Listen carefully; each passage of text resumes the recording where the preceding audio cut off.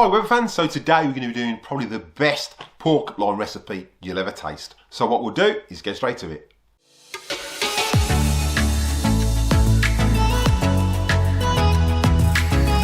Hi Weber fans, welcome back to the channel. Again, if those are new to the channel, if you find you're getting value out of this content, then contemplate showing your support by slapping that subscribe button. It's absolutely free. Ding that bell for notifications so you don't miss any upcoming episodes. Give us a big thumbs up and comment down below. I will reply to the comment, and if you like what you comment, I'll pin it to the video. Right now, don't forget everything we're using in the video today. There are links in the description for the best place to get your Weber products and the recipes down there as well. So what we're going to be doing today is a pork loin in a cherry chipotle glaze. Now we're going to put it in a brine overnight. I'm doing it today in a brine. I'm just doing it for up to 5 hours, but my advice is do it overnight. Now you can do this on the Baby Q, you can do it on the Weber Q, you can even do it on the Genesis and the Weber kettle. All you need is a direct heat and then an indirect high heat as well. So what we'll do is jump straight to it. So first up, you're going to need a large bowl. I will put a link in the description of where to get these from. When you put that salt in that Dr. Pepper, it's going to try to foam up and you don't want it over foaming. So you need a can of Dr. Pepper and 100 grams of salt. So what we'll do is jump in and start making this brine.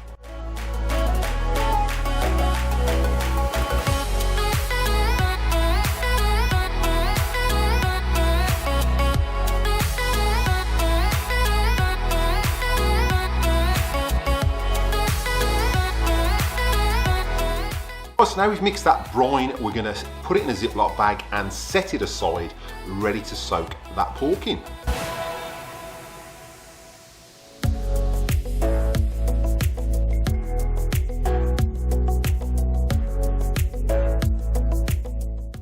Once now our brine's set aside, it's time to get that pork and get that excess fat and that silver skin trimmed off.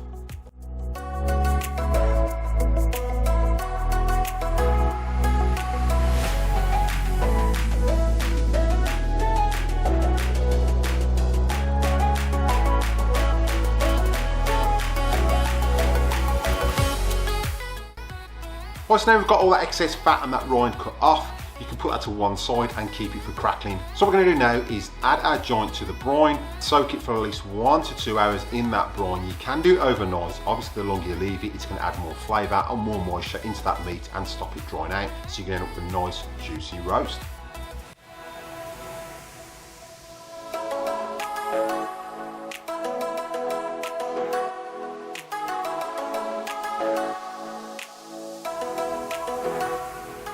What we'll do now is jump in and start making our glaze, so just grab the ingredients.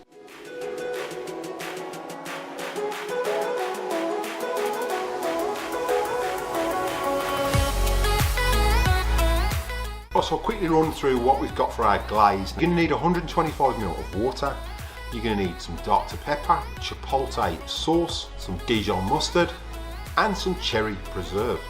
So what we'll do now is jump into a bit of a time lapse and get this all mixed and ready to glaze that pork.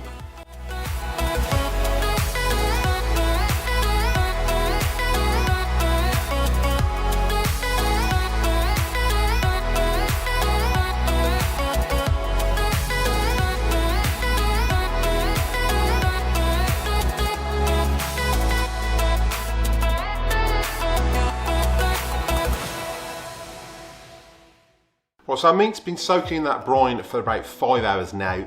My advice is obviously leave it overnight, but for this purpose we're doing it just for 5 hours, so you want a minimum of 2, so 5 is pretty good.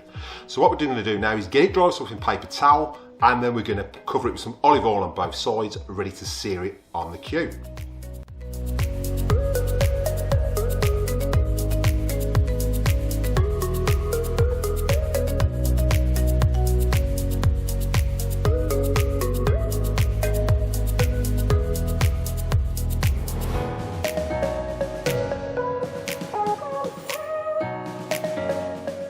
So now we've got that pork, we've patted it dry, we've covered it in some oil, ready to sear it on the Q. Now we're going to let it get to room temperature. So what we're going to do is light the Q while that's getting to room temperature. So we'll set the Q up for a high heat.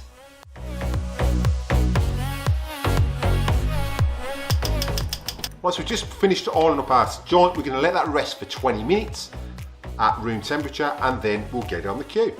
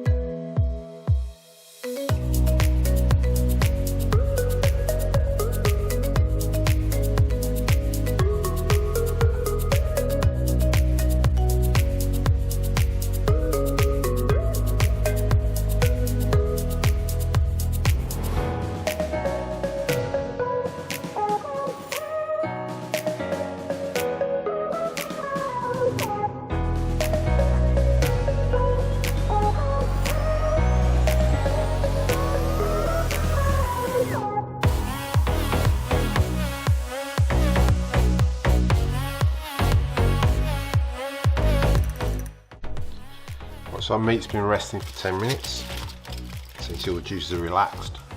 So it's time to get this cut up and get it plated up.